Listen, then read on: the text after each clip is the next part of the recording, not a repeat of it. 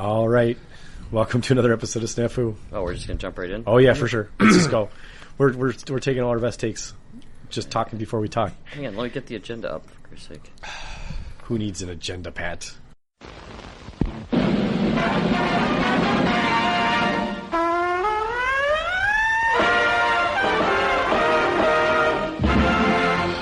SNAFU. Situation normal. All fouled up.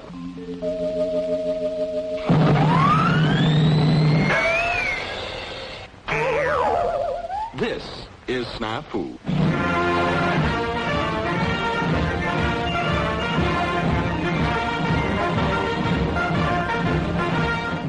All right, welcome to episode 72. This episode is sponsored by Morton Salt. Wait, did we actually land a sponsor? No, God, no. You should have. I'm sure they wouldn't care, though. Not really sponsored by anyone. But I'm anyway, a fan of their kosher salt in particular. So we found some new finishing salts. Instant tangent, I love it. I've got some Himalaya salt slabs. Well, that shit's good. Yeah, I have to figure out how to use. So Just hammer chisel. I don't know. Just lick it while you're eating. Just take a bite and lick it. That's probably the right way, I guess. Who knows? I mean, it sounds right to me. I'd like to watch that. It's just like a deer lick. Dale just has a deer lick in his kitchen. Deer lick. Fuck that. You have it on the table and you got like skewered like corn on the cob. You just you just rub it on the top of it. oh my god, yeah, that'd be great. It's like the butter. the corn on the cob, not spice. At Byerly's, they've got a shaker of like corn on the cob stuff. Okay. Awesome. Okay. Really?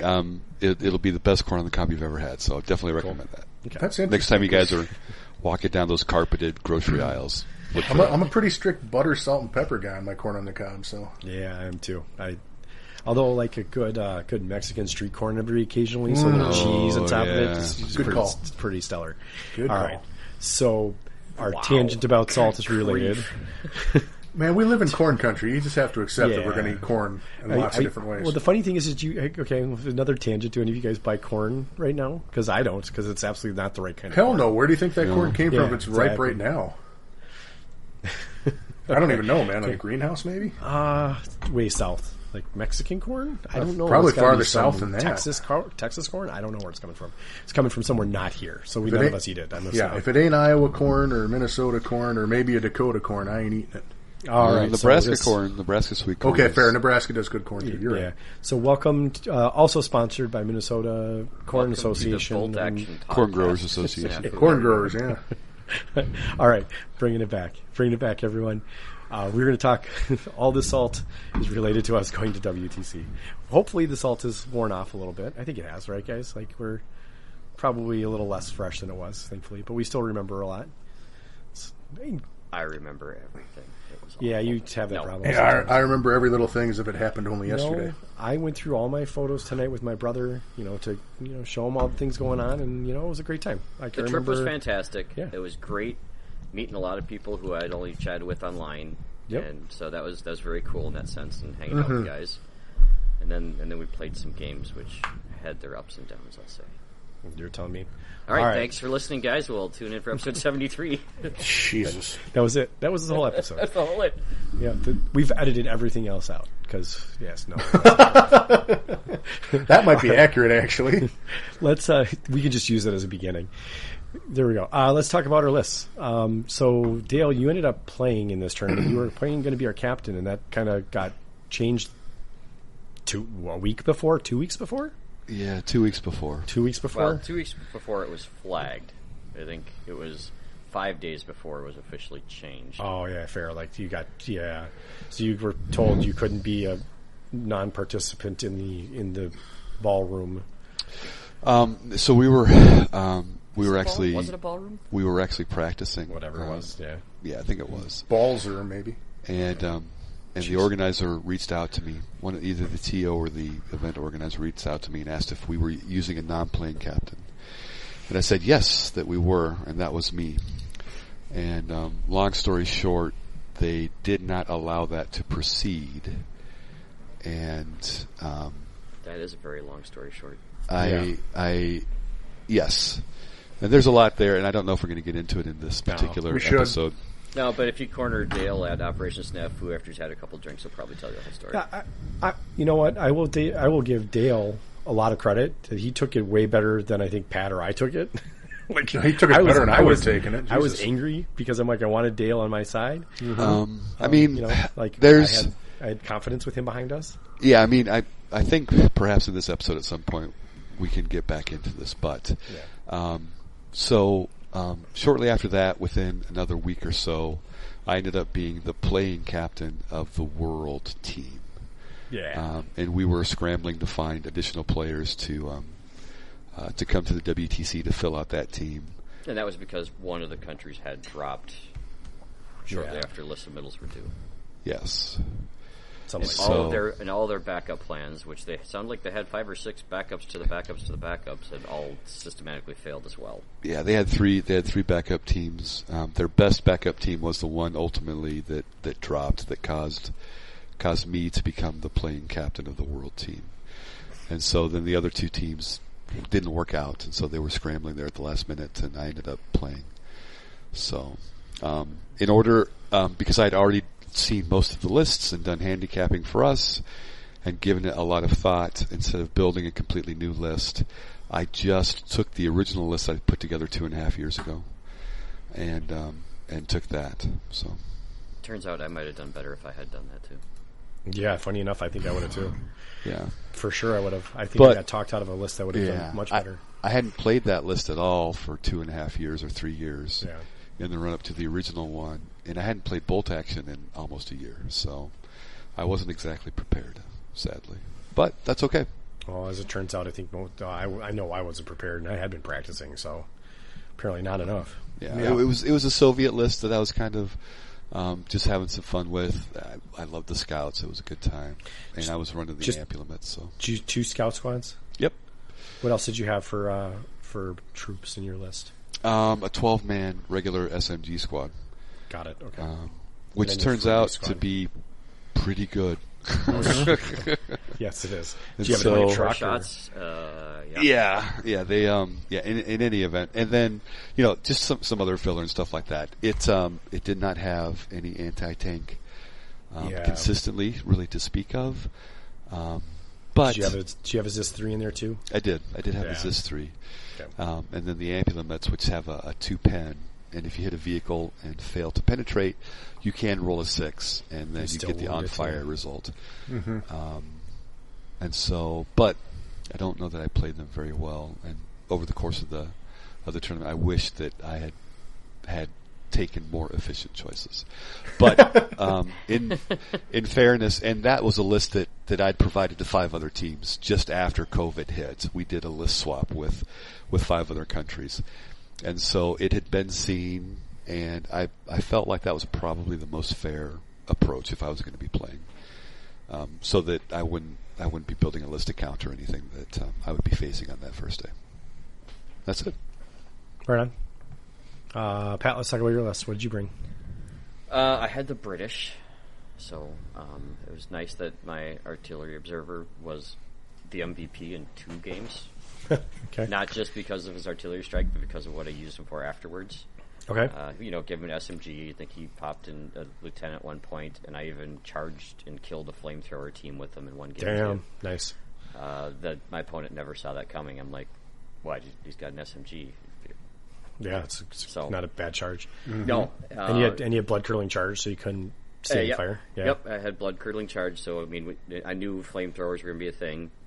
And quite frankly, with that special rule, they can put it in their back pocket or further if they need to, because it isn't going to do them any good when I'm charging at them, because I also had 2 squads of 7-man Gurkhas, a squad of 8-man Gurkhas.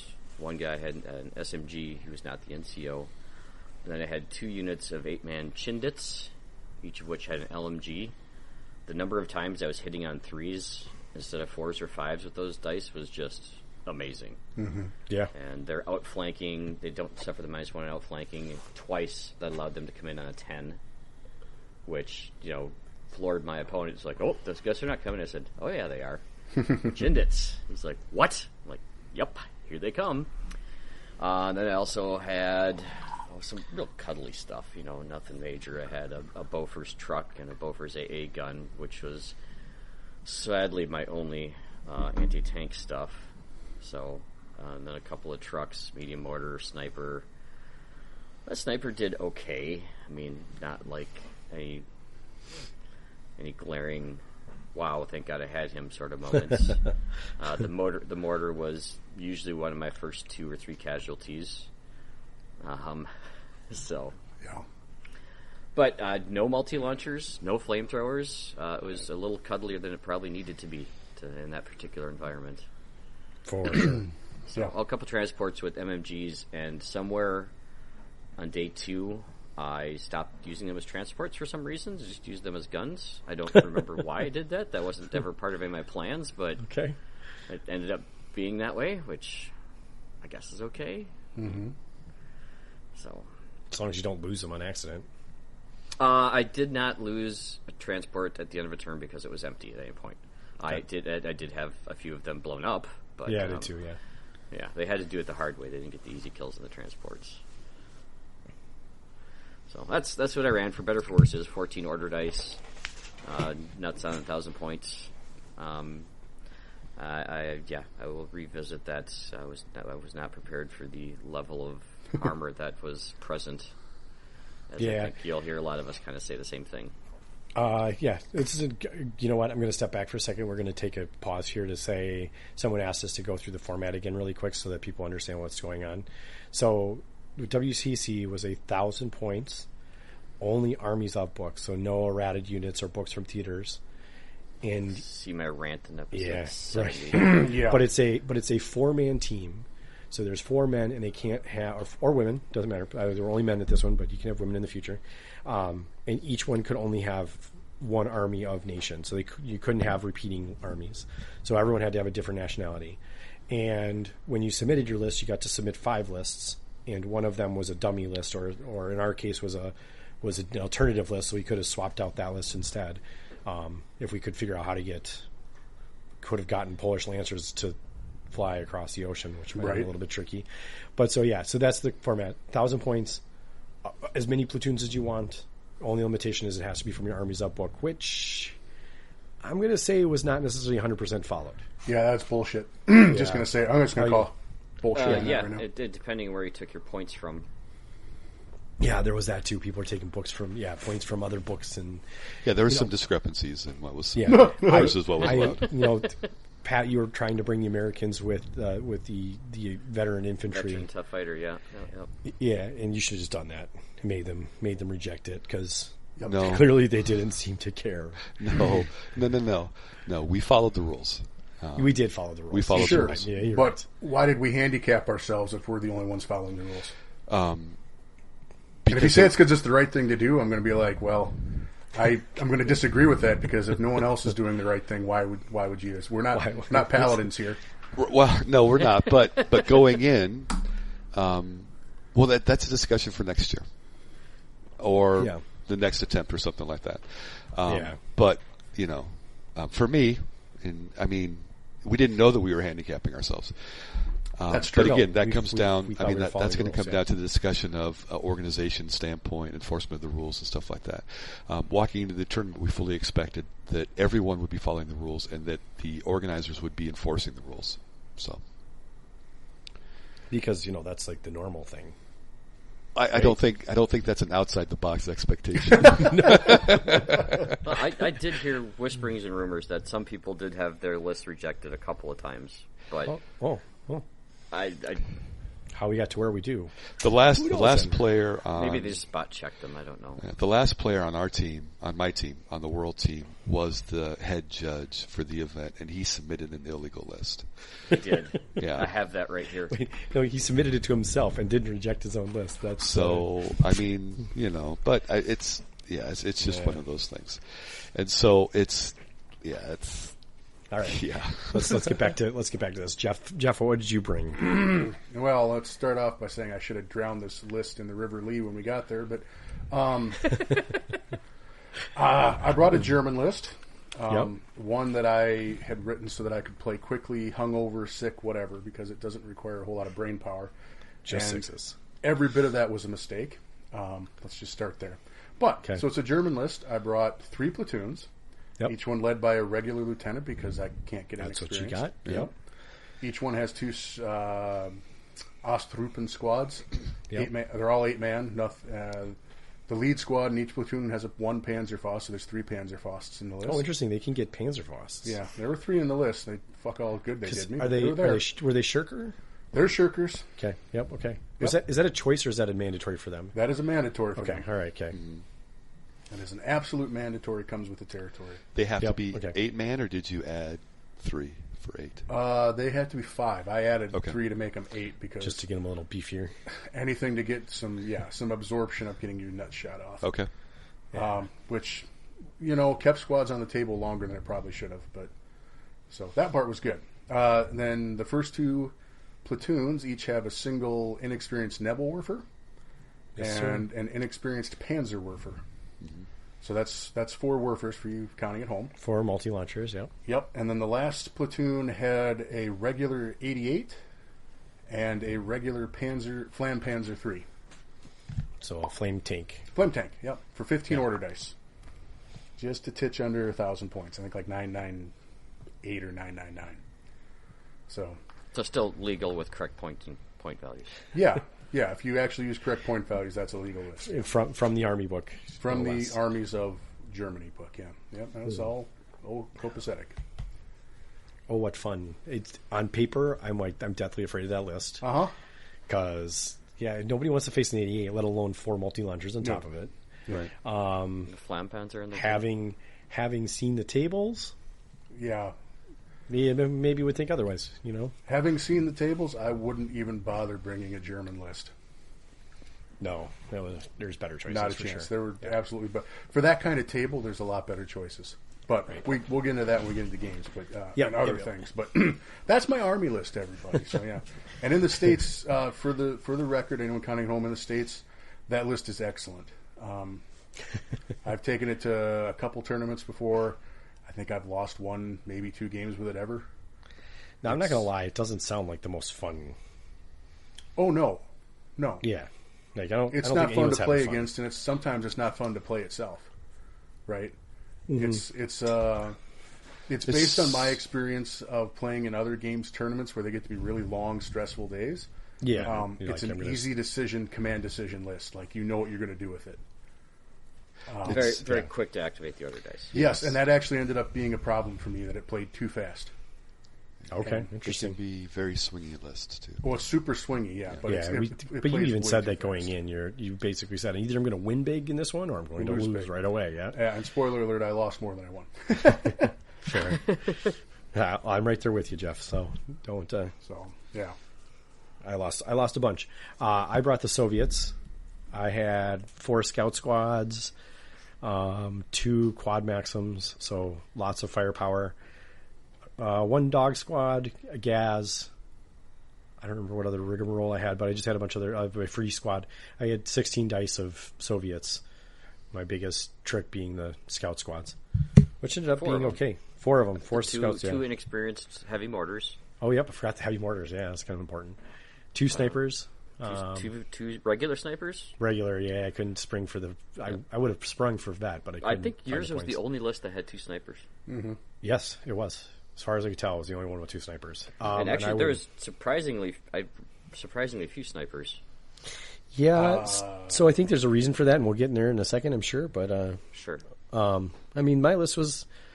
It became a lot better when they updated all the scenarios and the scenario pack to allow for deploying in every single one of them, which I thought was a huge mistake personally, but I was like kind of giddy inside because I didn't think anyone else was going to have a lot of forward deployers, and it turns out most people didn't, but I ended up facing the one army that did, and we'll get in there when we get there. That army was fun. No, it wasn't. Yeah, no, it really wasn't, but we'll get there. Yeah, I mean, that was my list. It was pretty... The veterans didn't seem to be as effective as they could be because they didn't have enough anti-tank stuff. Kind of the story.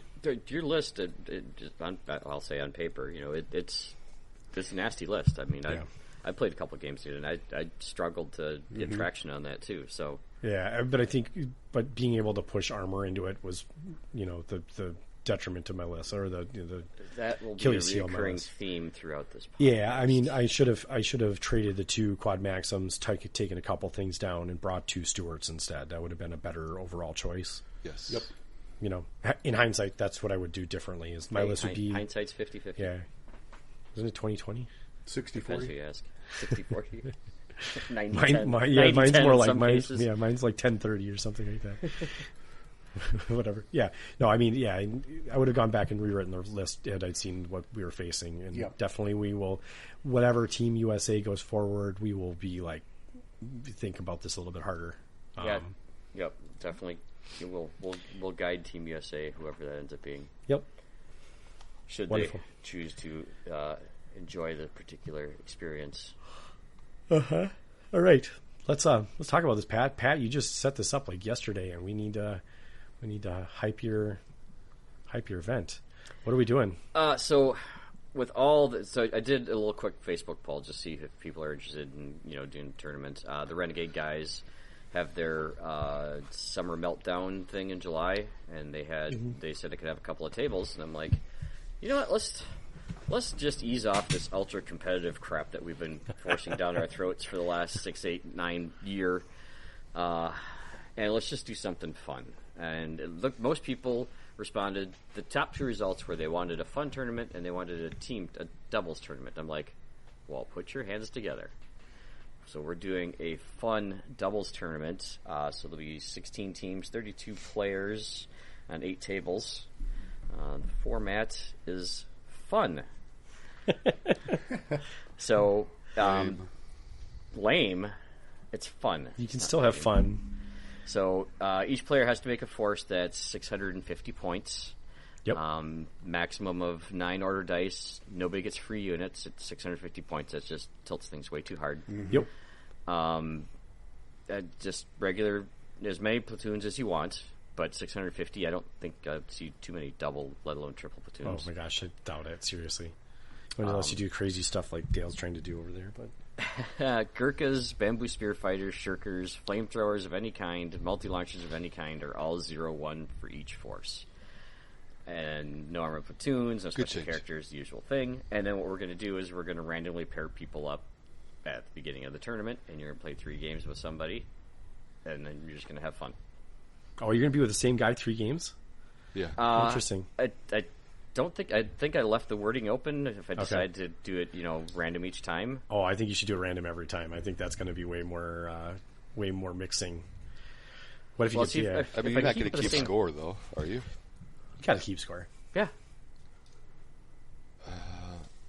I'll be figured out, Pat. I think there's ways of making it score per a person and not per like I said. I think there's scenarios we can make that'll be. Yeah, I think they want me to try and use that best coast pairings thing. Yeah, you can totally do that with a 4-person game. You just have to make one person the winner, right? So someone's going to come out on top.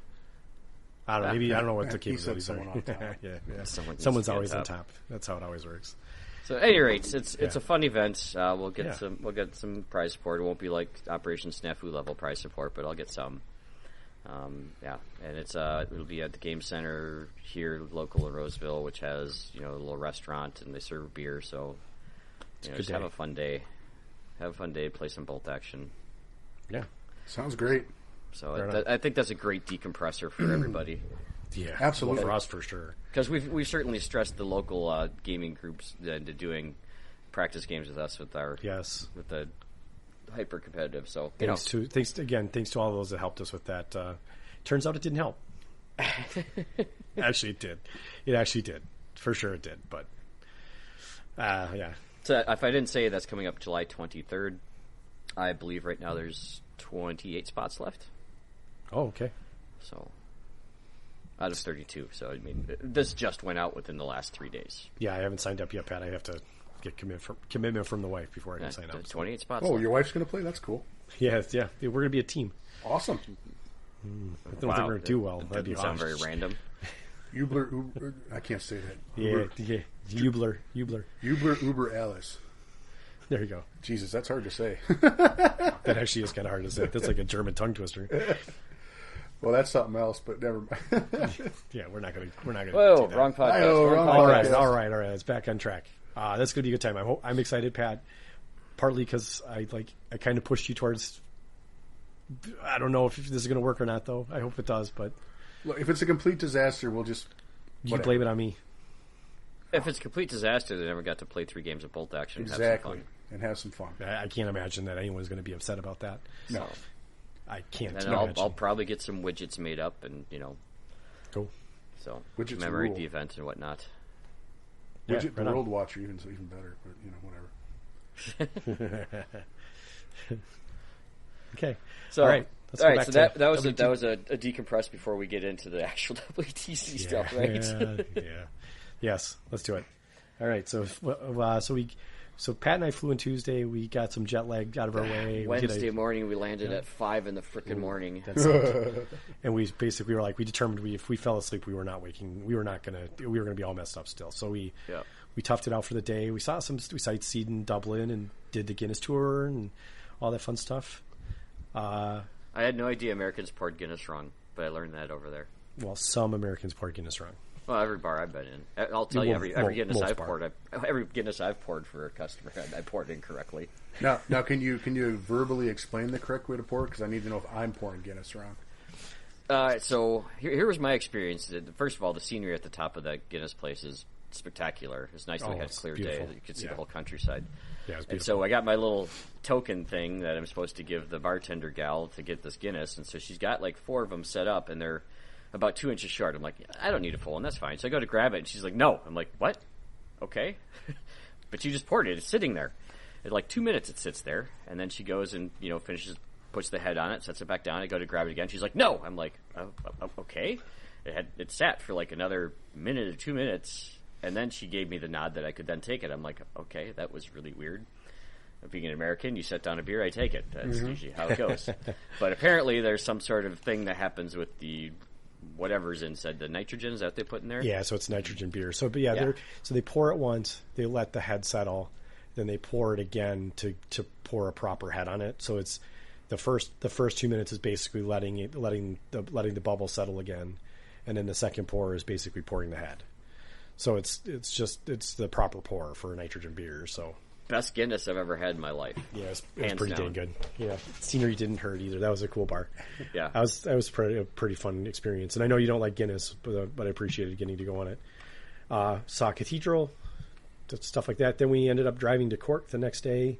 We stopped somewhere in the middle of the country at some castle. Yeah, near Limerick. But we stayed in the castle, and then we ended up in Cork on Friday afternoon, evening. So we ate dinner, and then you had to go run off and do your thing. What did you do, Pat? Because you were our captain, so you had to go to captain. Well, Dale had to go there too for being captain.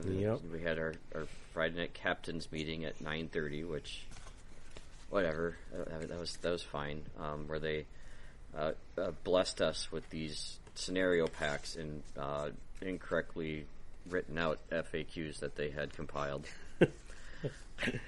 Which I had to remind them of that, and they had left one off as well. Mm-hmm. But it turned out it didn't matter because there was no preparatory bombardments in any of the scenarios they had picked. Oh my gosh, there weren't any? There was none. Whoa, yes, you're right. Well, there had to be because I got fucking bombed one round. Yeah, there was the one. First one. There had to be one. There was at least one. Round 1, day 2, I think. There was one for sure. Because I didn't get the roll, my opponent did. That happened to me too. Yeah. Yeah, no, that and I ended up getting a bunch of pins, and that was it. So mission 1 does have it. Okay. So the first game, first day. Yeah, that's what happened. Okay, it was that was. I remember that. Yeah. Site was limited to 24 inches in that one. That was yeah. Yeah, sure. same. Okay. All right, there was a couple.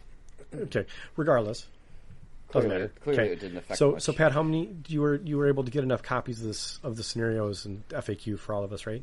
I was able to get one copy for myself. Okay. We were all given one copy for ourselves, for the team captains. Yep. So there was one copy of the FAQ for all players. That was not that was released before the tournament, right? No. Okay. No, that was the first time it had. It was even an envelope that was marked classified. So there was a way for us to have printed it 3 days before the tournament, right? So no. Okay. No, okay, we're talking about two different things possibly. The FAQ had been released in the players' chat a few days before the tournament, but I think we may have already been on the road when that got compiled. The captain's pack was not released prior to the tournament. That's what was handed to us, and it included the FAQ. So, but is the captain's pack the one that also had the pairings in it? It had the matchup system, the diagram for the matchup system. So we'll get there in a second. But okay, yeah. And so it was good because at that point in time we knew all 6 scenarios that were being played. It was not good in that there was just one copy of those scenarios per team. So that was my biggest feedback about that. But we'll get to feedback in a minute. But so what else happened during the blessing of the captain's meeting? We were told about the fire procedures. Mm-hmm. They wanted to really talk about that. And they went through that at the beginning of the term as well. And the scenarios, we were told that there was going to be lunch provided, and that there was also a dinner provided. Yeah. Was there anything else? Other than that, I think most of the meeting was talking to the other captains and catching up with people. Right, and dealing with specific questions that we may or may not have. I think we reiterated what the code of conduct would be once you finished up a game. You're not allowed to go and watch other games. And that was strictly adhered to, right? No. Also, you're only supposed to speak in English. And that was strictly adhered to, right? No. Well...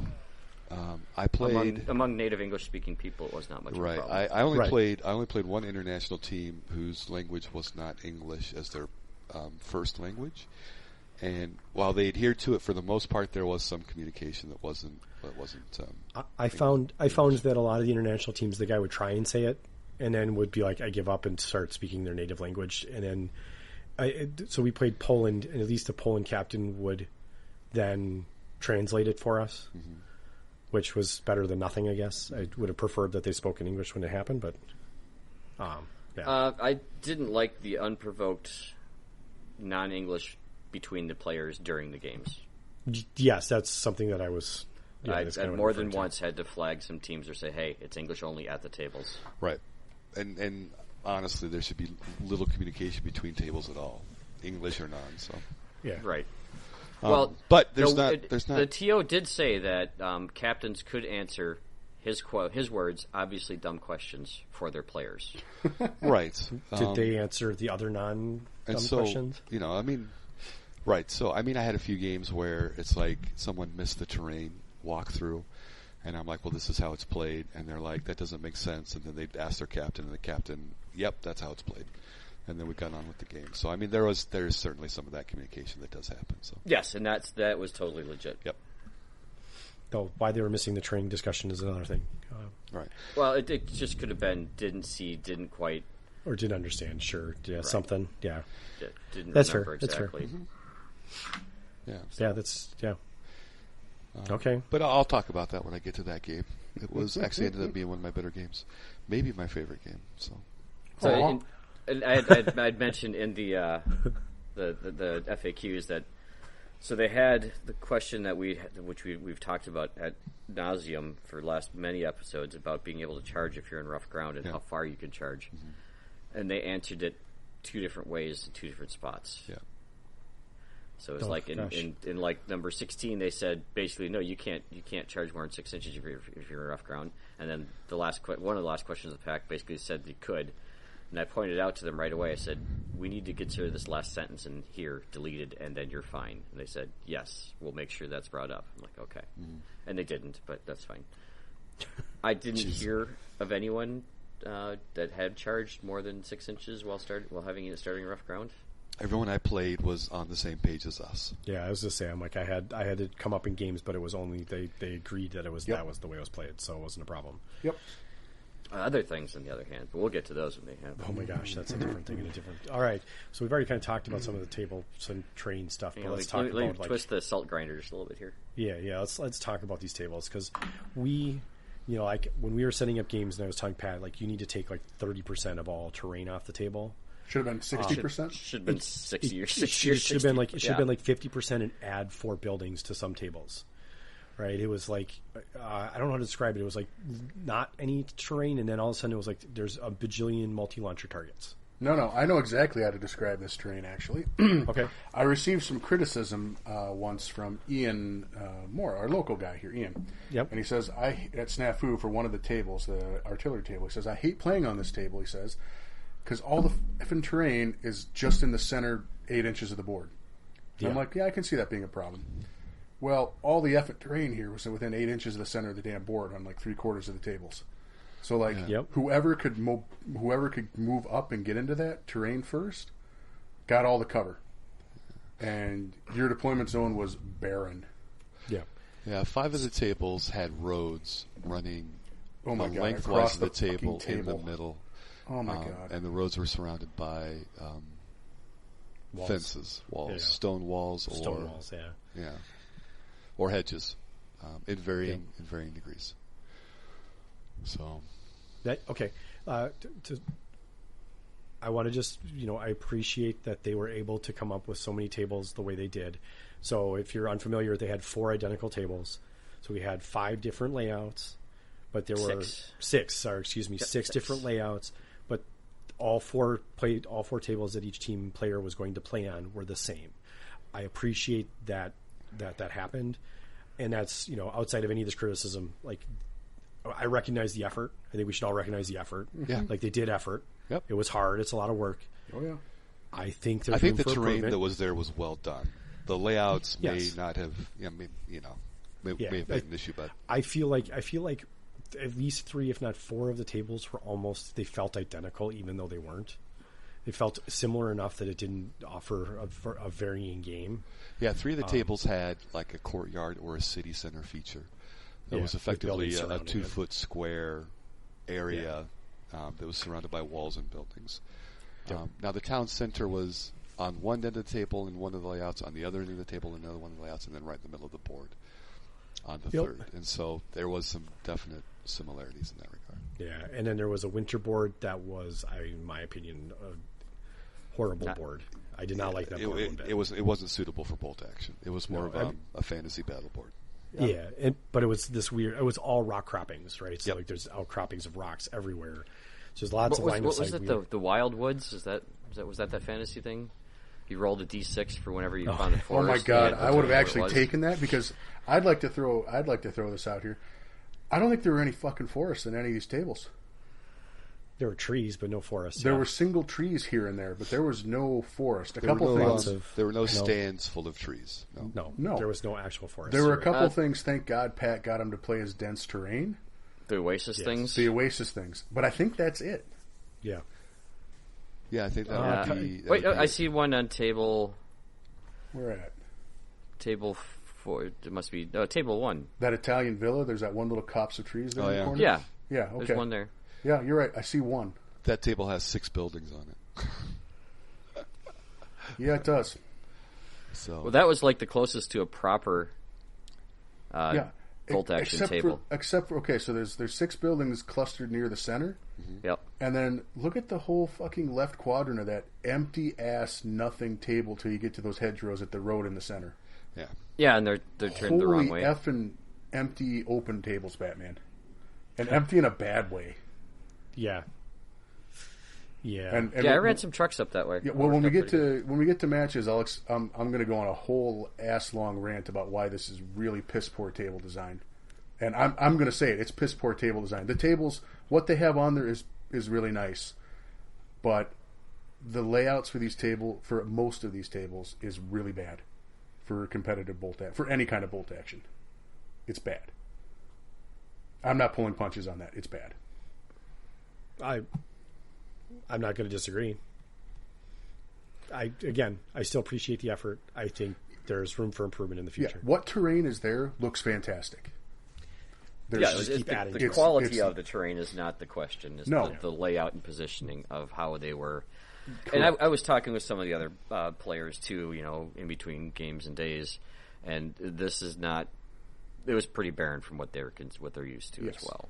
Yeah, that's not a good sign when Europeans are criticizing these as being light. Right. It's almost like everything on here now. Do it again, twice as much. There's a lot of dead space on 5 of the 6 tables. There's quite a bit of dead space. And I think that lends itself to you're trying to keep those tables between the 4 sets identical, And so the more stuff you have, the tougher it is to make sure it's identical. Now, there was a ruling made in the early morning after the question that I ran into. Well, see, we talked to a couple of captains, and they wanted to know how we're going to play terrain with tracked vehicles, because it turns out there's a lot of tracked vehicles running over obstacles.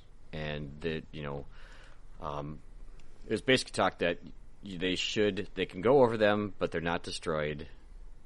That's just one more piece of terrain that gets moved out of the way that has to be reset between rounds, is kind of the logical thinking of why they didn't want that piece being destroyed. Like, I liked that. They recognize that this is a thing that would be a problem if we don't do this. Right. It's a problem solving on their part. And then the more pieces you're putting on those tables, the harder it is to make sure that they're not bumped, shifted, altered during gameplay, and then not set back up. I feel like game 3 or I don't know if it was day 2, game 1, we had to go and look at all the tables together and make them match again, because they kind of had been beaten around a little bit. I think right away the captains and I said, okay, we need to decide which one of these 4 tables is correct to make the rest look like it. Yeah. You know what could solve that problem really quickly? People having space to set their armies down. Yes. Yeah, that was another big kind of problem. Yeah. This, all of the things we like about tournaments, this one did not have. Like, if there's, give us space. If there's not space, give us chairs, right? There was one chair on each side. If you had 2 chairs on each side, now you have a place to put your army. No, that just meant someone else didn't have a chair. Well, right. In this case, it meant that somebody else didn't have a chair, because there was one chair per person. No, there were some extra chairs floating around. They weren't by me. Oh, they weren't by me. So, entire weekend they weren't by me. I was there on Friday helping them set everything up, and I pulled as many extra chairs as I could, but there just weren't enough. So yeah, there needed to be 2 per spot. That's just the way it's. The shortage of chairs in what was obviously a banquet hall. Well, they had a whole other ass game going in the other half of that place. There's a little bit more dense and more people over there too, so it's probably demanded more chairs than ours. Most likely. Their tables, the tables for Lord of the Rings they're not 6x4, they're 4x4. No, I would say they're smaller. So there were more players playing that, I think, overall. Yep. Yeah. So not to belabor this point, but I'm looking at the pictures of the table again, and it's out of theme for the what do we call it? North Africa table that's got the 2 oases on it. Most of these tables could be fixed if you gave me 4 to 6 6-inch by 4-inch forests, and I could plop them down on that table. Yeah, that would be true. Actually. And that fixes almost every one of these tables. Yeah. Most of these tables had a feature that we don't play with, and that's hills. Yeah, because they don't have frickin' rules in the game. So it's a fun one to have a conversation with your opponent about. Yeah, and that was interesting. We'll get into that. Most of the people during the terrain talk or discussion, it's like they played hills in different ways. Like, we never have hills. And so, it's like, seldom. It's true line of sight, I guess. I mean, that's kind of what the book says, true line of sight. And so, anyways, it was interesting that hills ended up being on these tables when I don't think we have any hills on any of our tables for SNAFU. So. Can I also add that that's not true. All of these hills are effing barren. Right. Yeah. They're just open hills. There's no trees on them. There's no cover on them. There's nothing. They're just empty, open hills. Right. Well, at SNAFU, I do have one table that has hills, but they're on the outside of the board, and they basically just make the board a valley. Yeah, those work great. But that's not what these hills. That's not what these are. That's not what these are at all. These are like these are like multi platform. So they're 1-inch foam. And your Hell's Highway as well, where you've got the elevated highway. I mean, technically it's an elevation, but I would think these hills were different than the elevations that we implemented. So. These are the kind of hills we used when we played Warhammer Fantasy, where cover wasn't a thing. Yes, for sure.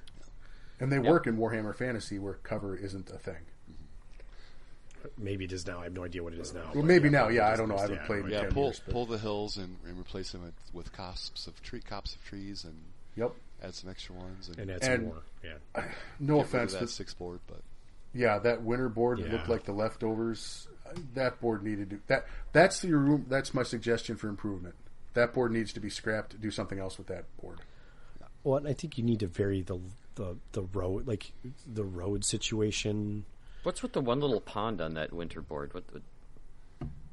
It was extras. There was 2 of them. I'm telling you, this is to me. This looks like you're raiding the bottom of the barrel. We needed another table. We had enough of this stuff to do this, and that could have been it. And I've done that at tournaments. I mean, you got 4 identical ones of it, which is interesting. But Well, there might be. It might have come like somebody might have been a fantasy, tournament organizer and had 4 tables worth of this stuff. And that's a fine. That's a fine fantasy board. Yeah. It's just not a good bolt action table. It's a great fantasy board. It could have used some woods, but maybe it had woods, and the woods looked too fantasy-ish, so they took them off or something. I don't know. But yeah, the Witcher board, we played on it, and I was not impressed. So I was not excited about that game either. But well, when I was able to shoot corner to corner, Did you shoot corner to corner on that board? I did, yeah. What does that tell you? It tells me I think we were playing terrain differently. Yeah, for sure, because I couldn't shoot corner to corner to that table for the life of me. Well, I had the guy up on the hill. I had the movers up on the hill. Okay. That would help. It targeted the other hill, so... Yeah, okay, that would help. Yeah. Okay.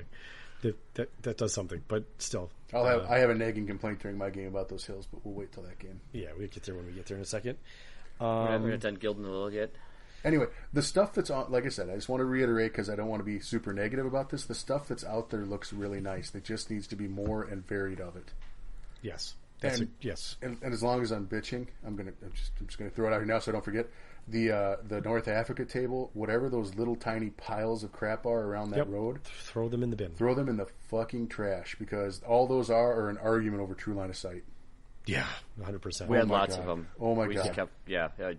All that was argument after argument after argument about true line of sight, and it's not worth it. I had my laser out a number of times on those tables. Yep.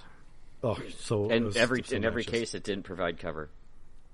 And even though they thought it did. Yeah. Yep. Right. Yeah, that's the problem. You put the laser on it, and they're like, nope. You're like, oh, son of a bitch. Right. Well, yeah, and it's either that or you keep arguing about it, right? And that's why I like the laser. Yeah. Well, it really cuts that arguing out pretty quick.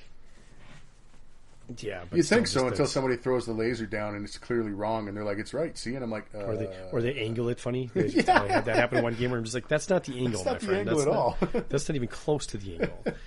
Like, let's get that on the actual. You got the 45 out, and you're on the 45. Let's get on the 45. Right. That's fine, but you still have to touch your unit with the laser too. And then it was okay. Now I will pivot and then shoot. So I'm like, yeah, that's what you're going to do. That is what Here, put your eye down in line of sight while I turn my laser on. I only had one guy shoot me in the eye with a laser. Thank you very much. Not warning me shooting me in the eye with a laser.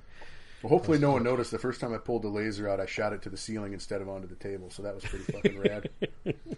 Like, I forgot how this thing worked. I'm glad I wasn't looking at it because that laser is super illegal to buy in the States. Yep. Okay. You got the good strong laser. That's yep. Right. Mine's pretty good. I got mine from Broken Egg Games. Way back in the day. So overall, I'm going to give the tables like a C. They tried, but it was fair. They could have vastly improved. I'm with you on that one. There's some good elements to the tables. It's a great start. Yeah, and to be honest, we've been probably privileged with tables. You guys create great tables, but I think other tournaments that we go to, there's a lot of great tables at some of those tournaments that we've gone to. So there's some fishy ones too. There are. I'm not saying they're all perfect, but I think overall we have a pretty high quality standard in our region. Yeah, is probably the best way to describe it. And that's with us appreciating the unique situation, and that they're trying to create 4 identical tables for use, taking into consideration, storage, having to travel and set them up and tear them down, and all this other kind of stuff. So, good start. Great start. Yeah. Quick update, Rick. 27 spots left. Yeah, I saw that. Nice. I'm the one that gave him the thumbs up. So it's going quick, Rick. You better get registered. Maybe during the break. Yeah, I'll have to go talk to my significant other. Oh, it's late. Don't do that now. Right. Yeah, she's probably in bed already. All right, let's. So we've talked about the tables. What did we do Friday night? I don't even remember what we did Friday night. We just kind of hung out. Looked at disbelief over the packs. Oh, yeah, that's right. We actually sat and tried to think about this, and then we actually ended up recording like half an episode with John. Was that Friday night or Saturday night? No, that was Friday. That was Friday night. Yeah, Saturday night. We'll get to Saturday night when we get to Saturday night. I'll have to remember what we did then too. Perfect. Jesus. Kind of some of those things are plural. We'll get to why in a minute. All right, so we started out facing Dale's team. Fuck's sake. This was the thing that killed me. So not only were you our non-playing captain, you ended up playing us, and you were in our pool, and you ended up playing us first round. And I appreciate that you were trying to make it, no fishiness kind of thing. But yeah, I just felt like, dude, they could have figured this out better. Like, they should have tried to figure it out better. But whatever, it doesn't matter. So Dale, who did you face? Me. Yeah, Jeff and I played. Oh, Jeff and Dale. So you guys flew traveled halfway around the world, miles, so I can, 3,800 miles. So I can play bolt action with the guy in my club. Yeah, guy in your podcast. On my podcast, literally, is about as close as you can get. I mean, the reality is that any one of us ended up playing you, it would have ended up the same way, right? Yep. Any of the other three players on our team, would have felt exactly the same way. Yep. It's just silly, and I almost felt the same way about USA 2. Not that we played them, but I was going to be upset that we played them, but they weren't from the same state, so it was like, well, that's fine. It's a little different, I guess. But anyway, okay. Well, Dale, and Jeff, how was your game? What was the highlights? It was nothing out of the ordinary. No, really happened. Okay. I don't think I was aggressive enough moving forward. Mm-hmm.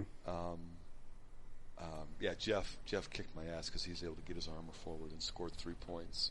This was sectors. And so, and I just couldn't push back effectively enough. He countered me well enough to keep me from moving forward efficiently. There were only 2 buildings on this table, so there's a courtyard with roads running east, west, north, and south. 2 buildings and 2 ruins set equidistant around this 18-inch square courtyard. Yeah. And so I was focused on making sure I was 6 inches apart everywhere I could be. Mm-hmm. Yeah. But I couldn't go through the center of the board effectively without risking clumping up around a building and then getting werfed. Possibly getting werfed. And so you kept me from pushing up on your right flank, and I didn't move up on your left flank fast enough to really counter anything. I think we got all the way through 6 turns on this one. It wasn't a slow play or anything like that. It just, it's just how it went. I think you were up quite a few dice by the end of it too, but it wasn't a dice thing necessarily. No. And then you just rolled your flame tank and your Warfers there to score 9 points at the end. And nice. Yeah. It was a good game. It was a good game. It was the best game I played the whole damn tournament. So. Well, I will actually say the same thing about my game versus I played Johnny from your team. Yeah, Johnny's from Scotland. He's from Scotland. He has a Japanese list. Japanese list, which I was, it was a little bit tamer than some of the other Japanese lists. It still had some teeth. Definitely was tamer than the other Japanese lists. Yeah, fair. Like he didn't have any of the heavy howitzer tanks. He didn't have a Hago or anything like that. He didn't. But Johnny was a great player. I mean, or a great opponent. I enjoyed playing with him. It was fun overall. Johnny's a lot of fun. Yeah, it doesn't hurt. It was I was fresh, like first game. We were in the corner, so I could understand him. Like all of the things that I had some kind of beef with later or opinion about later. Like none of that happened in this game because we were in the corner and I could easily understand him. Not to mention he speaks very, very good English. I mean, I guess he's an English speaking country, but the accent was not hard to understand. Yeah. But Craig's also from Scotland, is he not? And it sometimes was harder to understand him than I would say. Yeah, Craig's from Scotland too. Yeah. So, it was just Johnny was a great opponent to play against. Mm-hmm. Was there anything super highlighting here? I did not get my preparatory bombardment. He got his. That's pretty standard Rick roll there. Yeah. Which doesn't hurt you too much because everything advances. I think he killed a unit. I think he knocked something off the table, but it wasn't a deal breaker for me in the long run. And I was able to just push in real well, able to kind of protect my stuff as I was going in. Kind of was able to avoid the spear dudes, and that was about it. I was able to get stuff in there pretty quick. Yeah, I think he's only got was it 2 units of spear dudes that he was running? Two squads of spear dudes, and I think he had 2 militia, but I can't remember. Yeah, he had militia squads, but I can't remember if they were regular or inexperienced. I can't remember what they were. But regular, if I recall. So this sounds right. Yeah. We kind of played some games around sitting on who's hiding behind the wall now, kind of games. I ended up. I think I got the better hand with 7 vets with with submachine guns. Kind of put me over the top a little bit. So, yeah. How about you, Pat? I got to play Paul Walker first Okay. game. Have you played Paul before? Jeff and I played Paul and Alan way back at a Teams event at Adepticon. Yeah. 5 years ago, maybe. It was a while ago. It was a while ago. So, I mean, Paul's good fun. Absolutely. Yeah, Paul is good. And he knows his shit. And he's a very good player. Yeah. In fact, he pushed on me really early on, and I was down dice like almost out of the gate. Yeah, he had an interesting veteran U.S. list. Yeah. The vets are solid. He had that illegal armored Jeep, which is really cool. But he did kind of threw stuff together last minute. I'm just glad he got a chance to play. Yeah. Paul, you finally made it to Worlds. Nice job. Paul was Called supposed up to to be the the majors. head judge. Yeah. And So ended he up did have having- to leave. Yeah, he ended up having to be the fourth member of the world team so that we had a full team to play. And he did have to leave a couple times to answer questions, and that I was fine with that. Our game was moving along at a pretty good speed, and eventually it came down to where I just crushed his right, would have been his left flank, which is the sector he started in. Okay. I just crushed that flank and moved everything in. I think at the end, he had one thing that was in my sector. He had nothing in the neutral zone, and I had everything but two things, either in his sector or in the neutral zone. It ended up it was a decisive victory. I don't think we even had to total up the points, since he's like, I've got one thing that's across the center line, and you have at least four. Right. So, yeah. So, I mean, it was really fun to play. Thanks again, Paul. It was a fun game. I enjoyed it a lot. Wish you had more time to sit and visit, but yeah. Those 2-hour games go by pretty quick. That's an understatement. Yeah. But it sounds like you guys finished, and it sounded like Rick finished against Johnny, so... Yes. Yeah, we did get all 6 turns in. I think there was like a minute left on the clock, and Paul's like, let's go write the results down. I'm like, yep, I don't have a problem with that as long as I'm getting a W for it. There you go. So Not a bad start for you guys. And I think John Stentz also won his game. Yeah, He also did. He would have played Martin then. So, or John Martin. Okay. Who was from Denmark, if I recall. Who had, yes. who had He was a a British Denmark list of the home guard list. He had the home guard. Yes, that's right.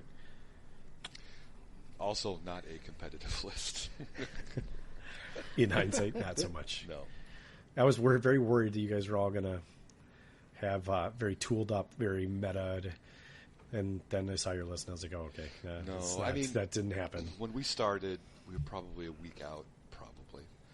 And they're like, "Where can I go to see the lists?" And I'm like, "You can't. So just write the list that you want to bring and play, and Right. And we'll have a good time."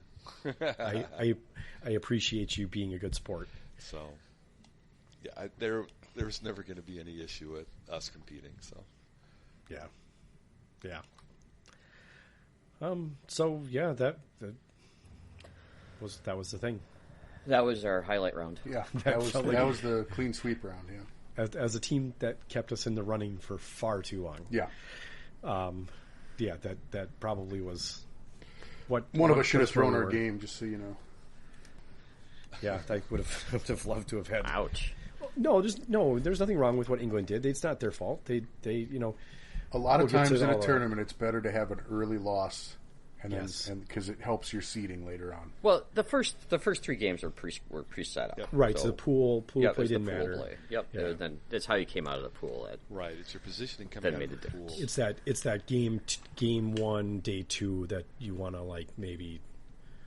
If you're going to throw a game, that's the game you throw because you want to be a little bit lower than where we we'll get ended to- up. Well, yeah. I don't know. We tried. But we'll get to I mean, that. it's Yeah, looking fair. back, perhaps, but again, it's I don't know. Or you That's a just good dominate strategy. the shit out of them like Spain did. So There is that.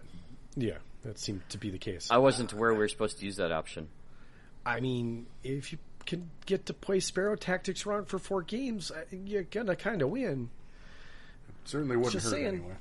I don't think it was for 4 games, but again, we have to be careful with what our opinion is versus what the facts are. So. Fair. All right, so that was round 1. yeah. You guys ended up with 4 wins, and my team Yeah. ended up with 4 losses. So.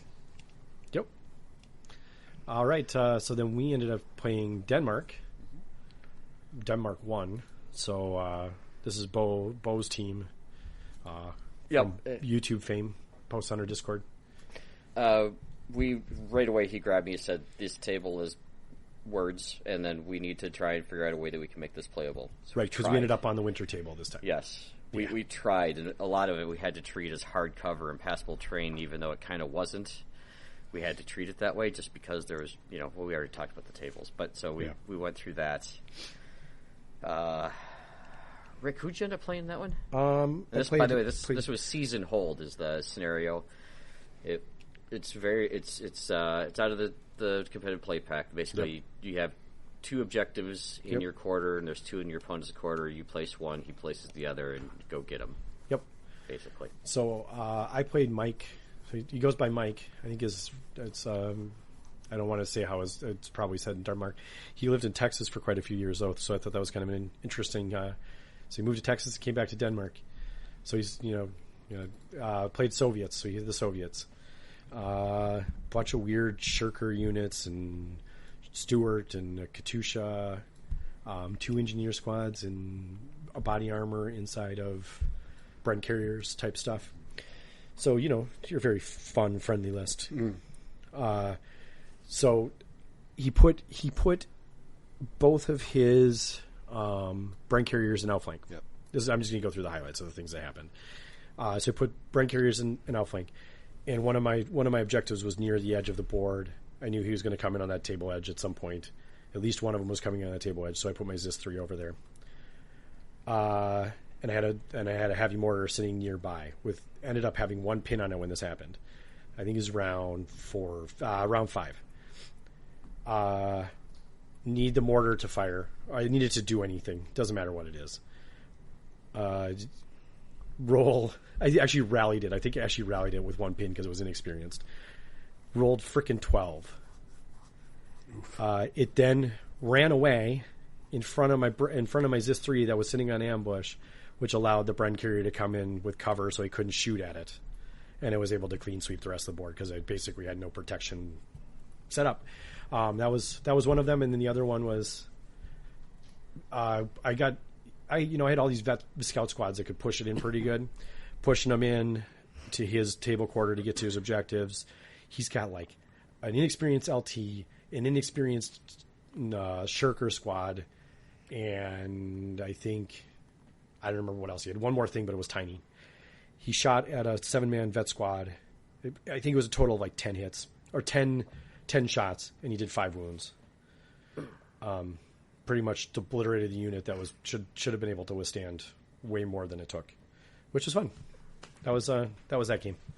How'd you finish that one? I lost handedly. Yeah, sometimes your flank just falls over. Yeah, well, when something runs in front of your threat piece, gives him like, I don't have to even worry about, getting his Zis 3 in the face. Yep. Yeah. That's that kind of writes it on the wall. I think that if that had not happened, there's a good chance that I survive that, right? Because you blow up the Brent carrier, you do D6 hits. There's maybe 1 or 2 guys left. They're definitely not the threat that they were with all the body armor that they had. But who knows? I might have still been able to fail that game still in some other way. Okay. Jeff, what did you face? No, what did I face? I drew. I should have written everyone's names down by this point. I just gave up on that. But it's Poland, the Polish list from Denmark, which was a lance. Well, let me guess. Lancers. It's worse than that, actually. Oh no! Because yes, it's Lancers. It's also 2 TKS tankettes, which are 7+ enclosed with autocannons, and 2 Vickers E's, which are 7+ enclosed with light anti-tank guns. Oh, fun. So it's 4 armored vehicles. And that might sound like, well, you got an 88. Well, I can only shoot once a turn, and there's fucking 4 of them. And you still have to hit, like on a and I still have to hit, a 3 or 4 or a 5. And the TKSs both can recce. All the cavalry can recce. So anything you want to shoot at just fucking recce's away. And it's like, or you want a Nebelwerfer, they recce away. So what do you shoot, right? Yep. The worst is when they recce towards you. And there's no buildings on this table. Right. Yeah. Now, thankfully, because this table sucks so much, a couple times he wanted to recce closer, and I'm like, sorry, that's You're already in hard cover, so that's not making your save any better. It's not so improving you can't come any right. closer to me. But that didn't really save anything here. Yeah. And this particular table, this is what I'm bitching about tables, is because it's just a bunch of impassables here and there. There's nothing else on this fucking table. So Cavalry have a field day on this shit. Oh, for sure. Because they can run 18, they can charge 18, and they're basically across the board then. Yeah, there's no obstacles or anything. There are no obstacles. There's nothing linear. There's nothing they really even have to go around. I mean, this is awful to face Cavalry on this. But that being said, he was having some trouble getting one of his veteran cavalry units out of reserve, so that was nice.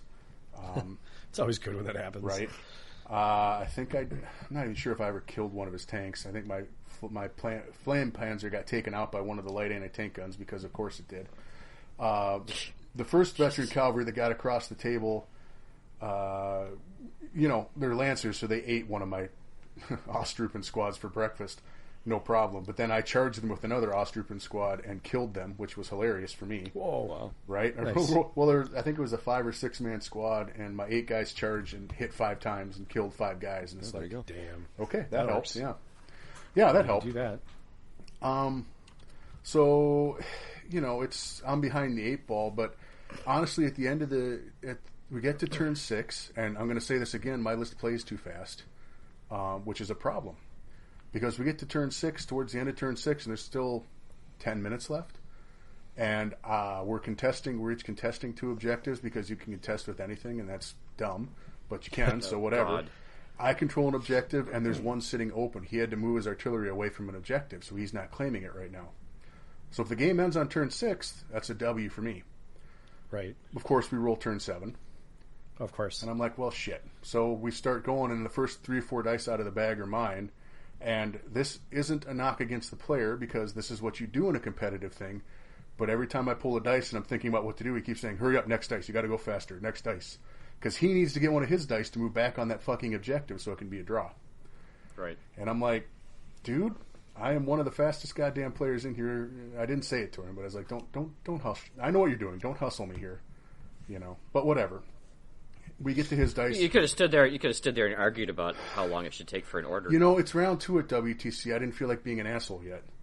Well, that was a lesson learned. Huh? Yeah. Well, if this had been round 6, I might have just folded my arms and been like, "What?" Go get the TO. Yeah, and go tell get the him TO and tell me if let him give you a long explanation if I'm slow playing or not at this point. But time is called. He was a cool dude, so I didn't want to be an asshole at this point, and I was like, all right. So we went and. He gets the dice, he gets up on the objective, and I asked him to measure it because I was like, it's important if your guy can move back far enough to get back on that, and he could. So it was fine. It was whatever. So it ends up being a draw. One of my only other complaints is, and this is not against the player, this is just the difference of how you play terrain. I had put my 80, there's a little, if you look at the picture, there's like a little weird hillock thing there, flat-topped one towards the center of the deployment zone. I put my 88 up on that because it was supposed to be hard cover. Dense terrain, I think. Whatever. You got to do anything to get some kind of fucking cover on these boards for your guns. Mm-hmm. Sure. And, that thing's kind of a threat. Well, the one time I wanted to shoot at direct fire, he's like, well, where it's sit, there you're shooting through more than an inch of terrain. I'm like, first off, my gun barrel's sticking way the fuck over the edge of this, but okay. And I was like, you're not wrong. You're not wrong. From the crossbar, there's more than an inch of this terrain. But there's no way I can make that 88 balance on top of that thing with the crossbar being within an inch of the edge. Right. I was like, this is one of those things in the States, you just tell people what you're doing rather than having your 88 falling forward off the damn thing. Right. Right. Yeah. But that's not technically how it's played. So he's not technically wrong. So I take the penalty on shooting and I miss. But I think I would have missed anyway, so it's not a big deal. But it was the first real and only frustration I really had. I was like, really? Fine, because it's not technically wrong, right? That's going to be a running theme. It's not technically wrong. It's just not how we would play it in the States. Right. I think people in the States are a lot more agreeable to intention rather than, if you state intention rather than what may or may not physically be present, if that makes sense. Right. Sure. But anyway, it was a horrible board to play against cavalry on. Yeah. And it's not fun playing against 4 enclosed armored vehicles. 188 is just not enough. And my Panzerfaust on Shirkers was, there was a waste of 15 points. They weren't going to do shit. Although people respected them, but I don't think they needed to. They never hit a fucking thing. No, they're on Shirkers, that makes it kind of rough. No. Yeah. They were there to discourage tanks driving up and just point blanking my squads, and it did not discourage tanks driving up and point blanking my squads. So, yeah. Well, there's that then. There is that then. So, yeah, that's a very rough list on that table to play. We did end up in a draw, and frankly, I was happy with that, having seen the list. Nice. And on that board, too. And on that board, yeah. Right on. Dale, how'd you do? What'd you play? Do Pat first. Let's wrap up and around for you guys against. Oh, sure. That's fine. Yeah. Sure. I got to play the Japanese list. The guy, he introduced himself as Benny. I've said, what is that? Like Benny Hill. I'm like, this guy's going to be fun.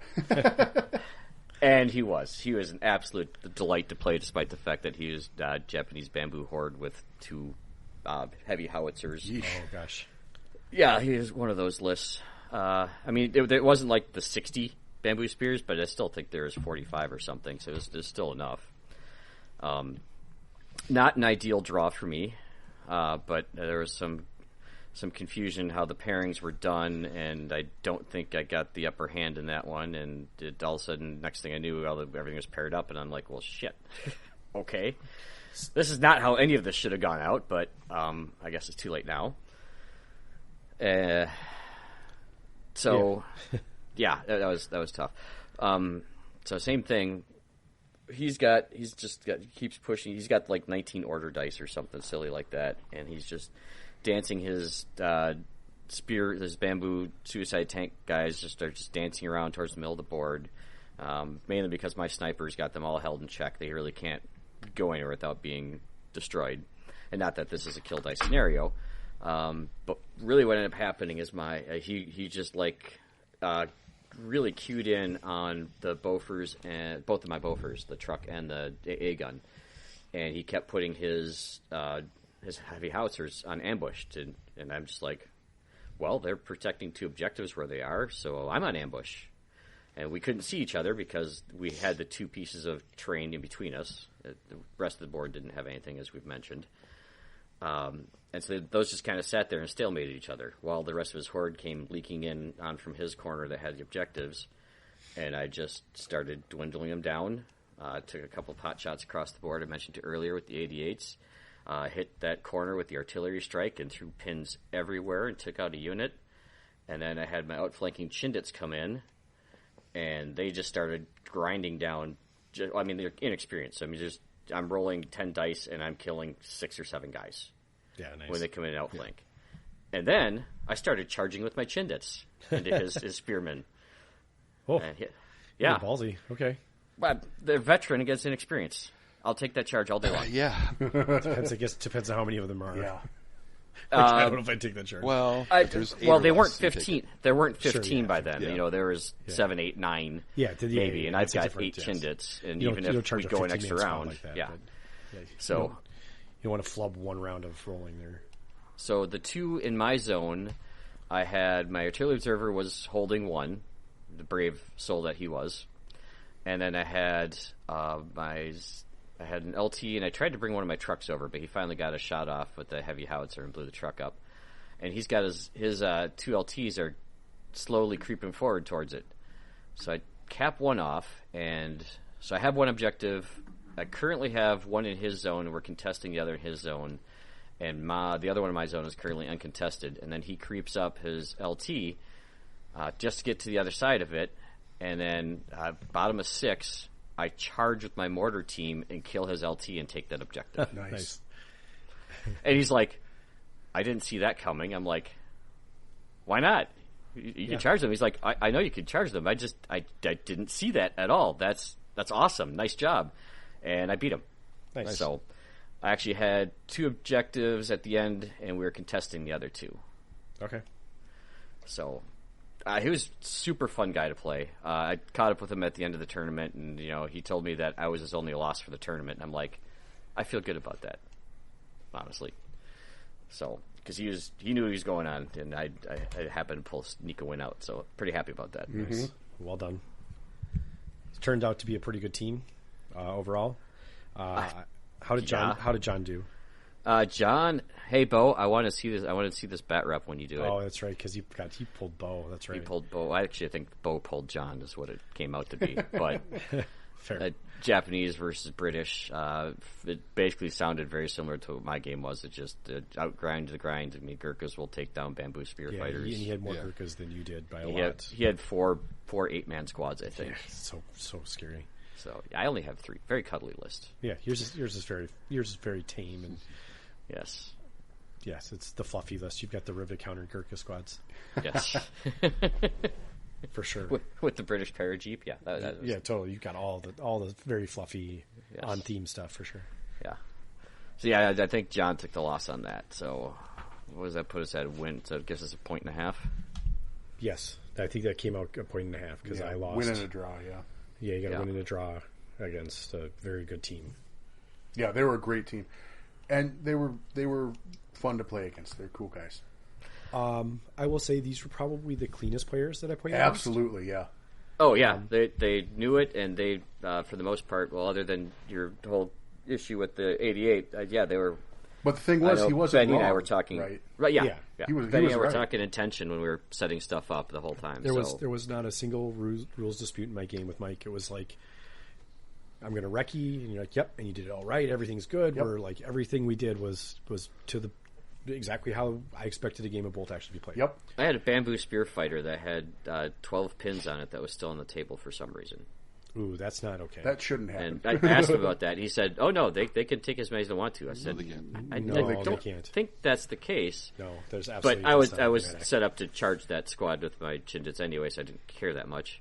And then after he's taking off the board, after I charged him, I said, "So what's the most pins you've ever had on a unit like that?" I think I had 18 once. I'm like, that ain't right. That's not how it works. Yeah, that's not how it works. That's not how this so works. for those that are, it's the Fanatic gives you up to your morale in, right? Yep. That's right. Regular I can't non-fanatics, when they have a number of pins equal to their morale, they're routed.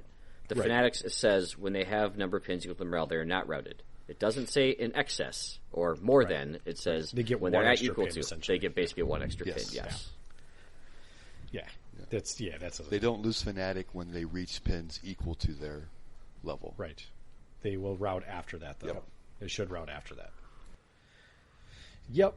Okay. Well, and again, it's a very interesting little rule that barely comes up. Although I think it came up a couple times during this tournament, more than once it came up. I'm sure. Dale, how's your team's round? We drew the Polish team, and I think we lost all of our matchups. I drew the captain and his Japanese horde. Okay. And this was... I'm not really sure how to feel about this particular game. We set up, and same scenario. So I've got two objectives on my side, and he's got 2 on his side. He gets his in rough ground. I get one of mine in rough ground, but it's not necessarily the end of the thing. Because of the standard Japanese meta, where you're daisy chaining or conga lining all of your bamboo squads and wrapping them around, it did give me plenty of targets of opportunity for my multi-launcher. And so I fired my multi-launcher in the first round and had like 7 or 8 targets within range. And I rolled 3 6s. Nice. And all on his bamboo squad. So killed like four bamboo squads off of each of those units. And he kind of panicked a little bit at that point in time. And and so then we kept playing. And I can put out a lot of firepower, but it has to be methodical, and I'm going to have to get all the way through in order to clear off enough so that I can, get through all of the Japanese spearmen and everything else that's going on. We're playing in the middle of round 2, and the question came up. I'm like, how many pins does that squad have on it? It has 9. I'm like, well, they're routed. And he's like, no, they're not. Same rule. And I'm like, are you sure? And he goes, yes, I'm positive. I'm like, okay. So he left his unit there. And we kept going. We're trading back and forth. I'm grinding him down pretty efficiently. He's got some armored cars that he rolls up towards the end of the game that he's able to get some contesting done. on my 2 objectives, and he has a Chiha tank that he rolls up and interferes with my scouts moving on his 2 squads as they're going forward. We had 2 things happen in this game. It's the same thing. It occurred twice.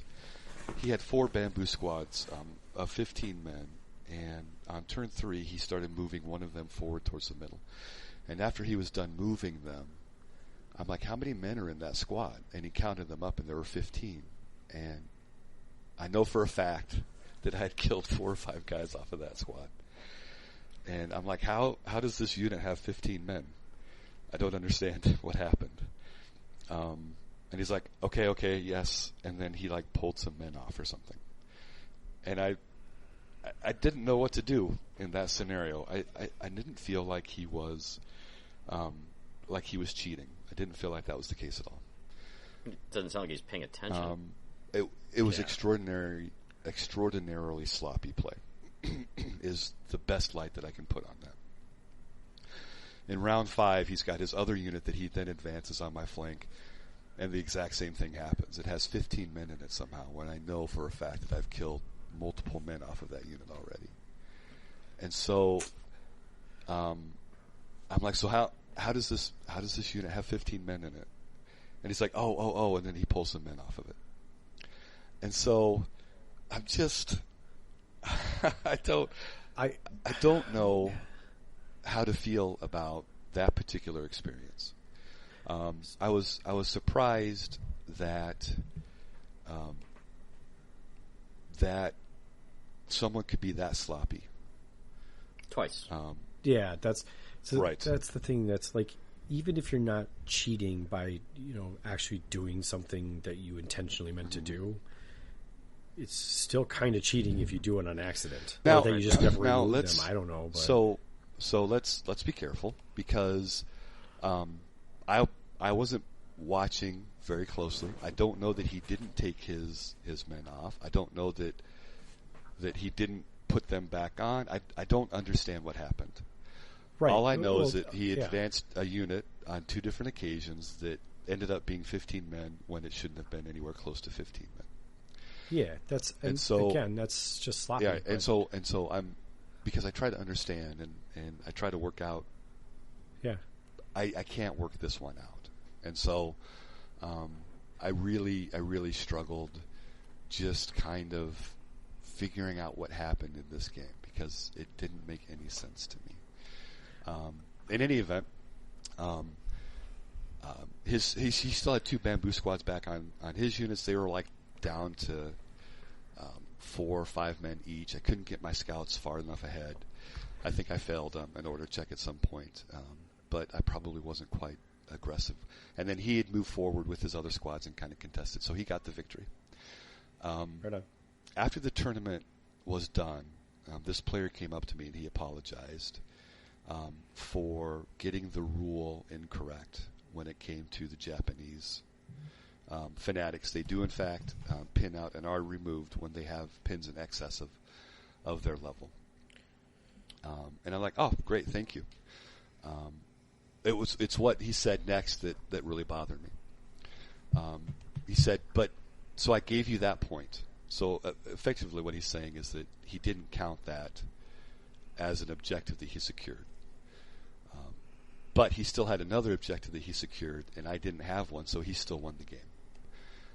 And so that didn't change the outcome of the points in any way. Although that would have completely changed the outcome of the game itself. And so, because he had spoken to the TOs, and he hadn't talked to me about any of this at any point in time. It's afterwards, after he'd talked to the TOs, he confirmed that the unit should have been destroyed. But none of that, it didn't matter. I still lost. And I'm like, I said, well, I appreciate you following up and acknowledging, moving forward the way to play.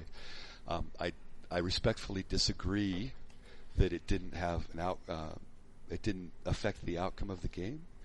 I said, but we played yesterday. We got a result. You won. That's okay. Congratulations. And he kind of kept trying to not make excuses, but explain it. And I was like, no, it's fine. We're done.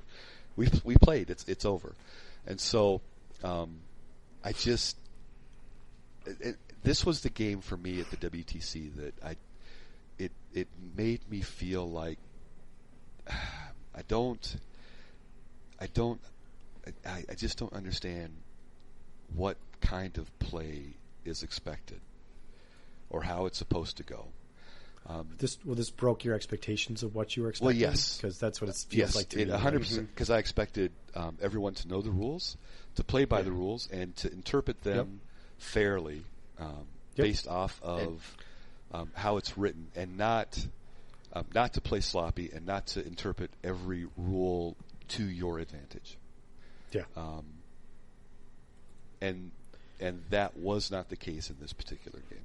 Now, I wasn't there to win, and so I wasn't that bothered by it per se. If I was trying to win, and I was on a team that was competing, I may have approached this differently. And so when we wrap all of this up, and I'm talking about participating moving forward, this was the first game coming out of this one that I'm like, well, shit, I'm going to have to turn into competitive Dale and be a real hard ass now to make sure that if I've killed 5 men off of your unit, I need to watch to make sure that you take 5 men off of your unit. Yeah, I need to make sure that when you're moving your units that you're doing it right, that you're moving 12 inches and not 13 inches. And that's not to say that the guy I played did that.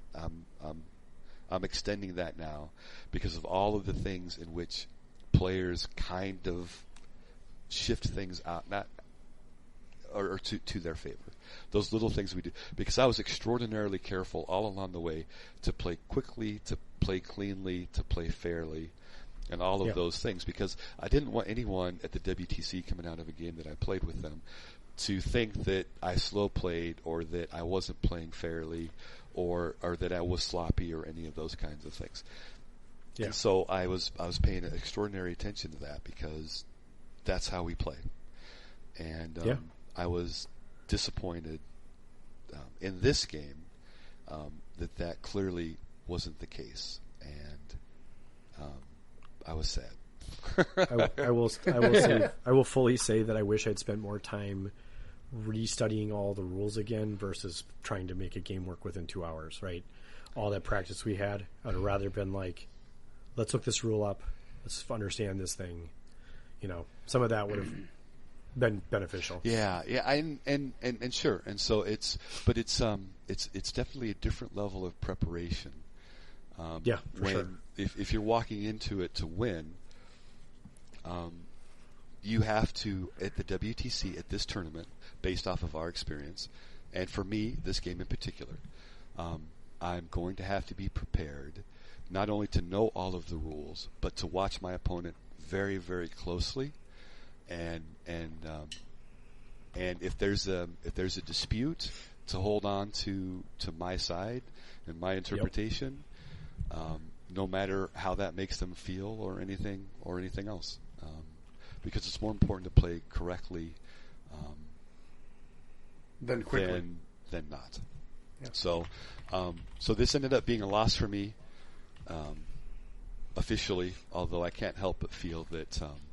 It likely would something might have gone different there. Ended extraordinarily differently, but that is the result. It was a loss. Yep. And that's what happens, and you just like you did, just move along. Yeah. There's nothing you could do to change it unless they want to give the other player a forfeit. And I want to be very clear. At no point do I feel like the gentleman I was playing was cheating. I never felt like that was the case. Which is why I'm having such a difficult time understanding how any of it ended up happening the way that it did. So it was a weird game, really weird game. And I guess still go back to the point that intent doesn't change the fact that something happened. No, there was definitely some kind of mistake was made, or like I will call it a mistake. Yeah. But the fact that same mistake happened twice is, I think, unexcusable in my opinion. Like that's the thing that gets me about your game is like the fact that it happened twice. Like you can accept it as an accident, but at this time you need to be like, I honestly would have been like T.O. Like, I don't know what's going on, but I've killed units. They're all back again, and he's admitted to he's apologized twice. I don't know what to do, but we need to there needs to be an official warning. He needs to play cleaner. And I think I think my annoyance from this game actually is from myself, because I wasn't prepared to play someone who was playing like that, and I wasn't prepared to call a judge in. I wasn't prepared to stand my ground. I wasn't prepared in any way to do those things, and that's on me. So, right on. I will keep talking about this, I'm sure, throughout. This is kind of a theme of ongoing things here. Yep. We're going to take a short break. We haven't gotten through all day one yet, but I have to tinkle. And we've been going for about 90 minutes.